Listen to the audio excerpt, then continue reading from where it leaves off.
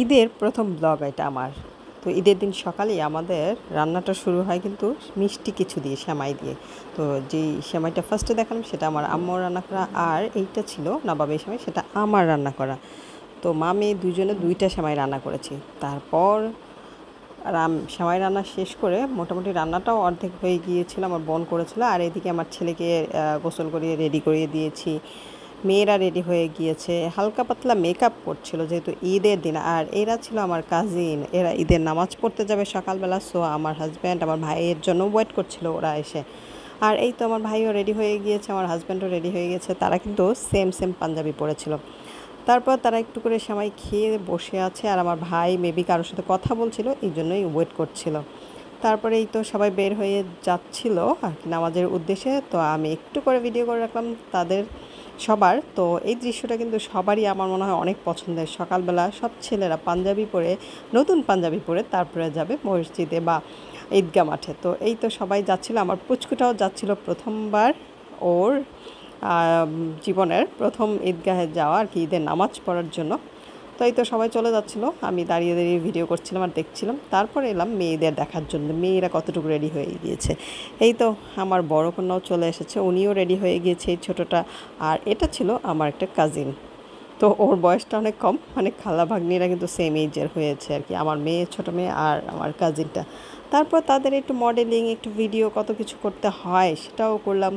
যে যার আর কী বলা চলে, মনের এক্সপ্রেশনটা প্রকাশ করছিল, ঈদের খুশিটা নেচে একটু মডেলিং করে। এই তো বাচ্চাদেরই তো ঈদের খুশিটা বেশি হয়, আর বড় হয়ে গেলে সেই আনন্দটা, খুশিটা থাকে না। তো তারপরে তারা যাচ্ছিল কোথায় জানেন? দেখেন সবাই মিলে যাচ্ছিল ওরা সালামি তুলতে। তো আমার চাচাদের বাসায়, ফুপুদের বাসায়, কত ভাইদের বাসায়, সবার বাসায় এরা ঘুরে ফিরে সালামি তুলবে, এইটাই হচ্ছে তাদের সবচেয়ে আনন্দের বিষয় ঈদের দিনের। তারপর গেলাম রান্না করে, দেখি রান্নাটা কেমন হয়েছে। তো এই তো রান্নাটাও হয়ে গিয়েছিল, এটা করেছিল আমার ছোটো বোন। তো ও পোলাওটা বসিয়ে মোটামুটি কমপ্লিট করে গিয়েছিল, আমি একটু করে দেখেছিলাম। আর রোস্টটা রান্না করেছি অবভিয়াসলি আমি। তো সেটাও হয়ে গিয়েছিল, প্রায় শেষের পর্যায়ে ছিল, বেরেস্তা দেওয়া বাকি ছিল। তো তারপর আমি আবার এটাতে বেরেস্তা দেওয়ার পর রেখে দিই। আর এদিকে ছিল গরুর মাংস, এটাও হয়ে গিয়েছিল, আমাদের সকাল সকালেই রান্না শেষ হয়ে গিয়েছিল। আর ছিল খাসির মাংস।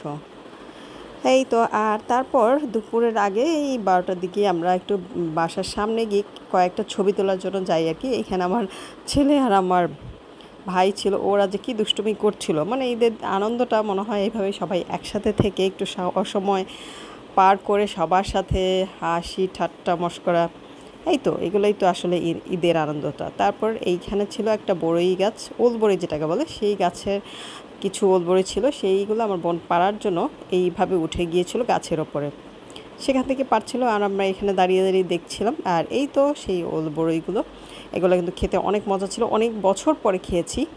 আর দেখতেও মাসাল্লাহ ভালোই বড় ছিল, খেতেও অত বেশি টক ছিল না, ভালো লেগেছে অনেক দিন পর। আসলে ছোটোবেলাতে প্রচুর খেয়েছি, বাট এখন খাওয়াই হয় না। এই তো দুপুরের সময় হয়ে গিয়েছিল খাবার।